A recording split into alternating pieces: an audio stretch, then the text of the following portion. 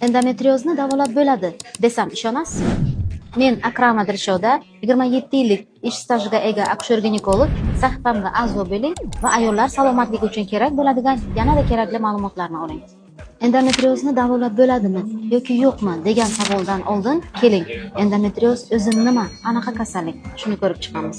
Endometrioz bu gormonal kasallik bo'lib, bachadon shilliq holatini qoplab turuvchi to'qimasining bachadonning boshqa qavatlarida paydo bo'lishiga endometrioz kasalligi deyiladi. Sizda endometrioz borligini qanday bilish mumkin? Quyidagi 4 ta belgiga qarab sizda endometrioz kasalligi borligini bilish mumkin. Birinchi, hayzning og'riqli bo'lishi.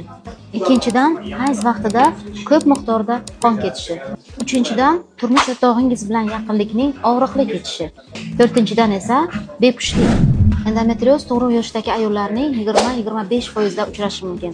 Gormonal kasallik bo'lganligi va hayz sikliga bog'liq bo'lganligi sababli ushbu kasallikni butunlay to'liqligicha davolab bo'lmaydi. Faqatgina dori preparatlari bilan bunda bo'ladigan simptomlarni to'xtatib turishimiz mumkin.